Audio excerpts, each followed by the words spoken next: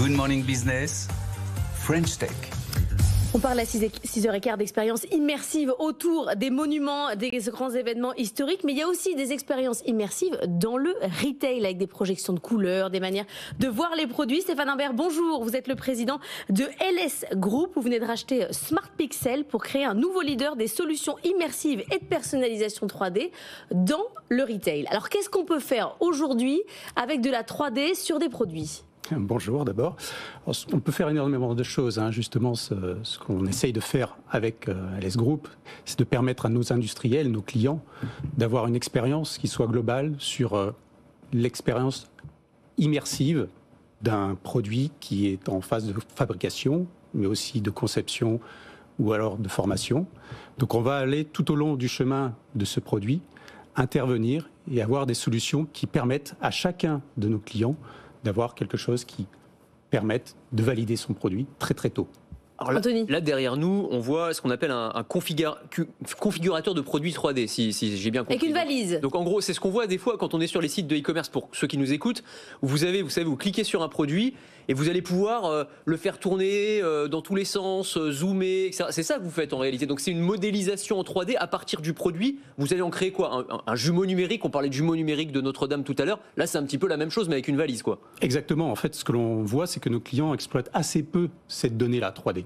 Donc, ce que l'on propose, c'est vraiment d'exploiter, de surexploiter un peu cette donnée, puisqu'il n'est pas possible aujourd'hui de faire des choses en physique. Donc, si on le fait en virtuel, on va pouvoir très tôt valider des concepts de produits, valider la fabrication, mais aussi valider son expérience avec un client, de promouvoir un peu le produit et de lui permettre, en fait, tout de suite à ce client d'acheter sur quelque chose qui n'existe peut-être pas encore, ou alors qui va être dans une configuration qu'il n'est pas possible de fabriquer. Oui, parce qu'il y a la couleur de la valise, mais si je comprends bien, il y a toute sa fabrication. Je la regarde un petit peu se produire. Alors, pour une valise, bon, pour une chaussure, quand même, la suite depuis le début. Pour une voiture, par exemple, là, ça devient super intéressant. Bien sûr, nous, ça fait 25 ans que je travaille dans le domaine. Ça fait 15 ans que le groupe travaille dans ce domaine aussi.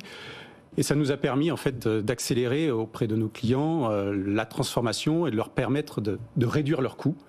De visualiser des produits qui n'existaient pas et qui, donc, dans cette accélération, leur permettaient de... Il n'y a pas de plantage, quoi. Il n'y a pas de plantage. On voit un peu avec le client qu'est-ce qu'il va aimer. Une voiture, il y a 20 ans, c'était 5 ans de développement. Maintenant, c'est 2 ans, 3 ans. Donc, on est au plus près, en fait, du besoin du client.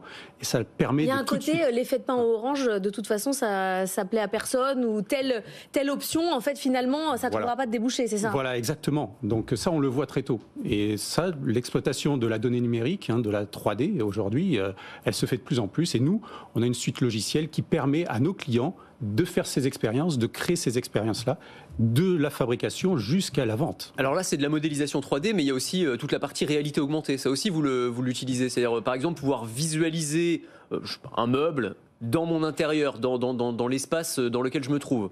Oui, tout à fait. Alors, une fois que l'on a un modèle 3D, en fait, on peut faire des images de synthèse, des images fixes, des vidéos, mais aussi des expériences immersives et donc interagir avec le monde virtuel. Et donc quand on interagit avec le monde virtuel, on peut créer des expériences.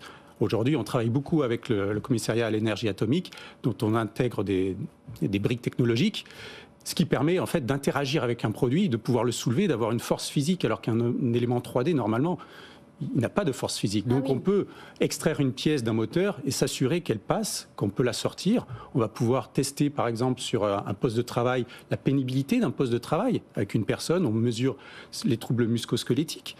On va pouvoir aller directement sur la chaîne de fabrication, tester un nouveau processus.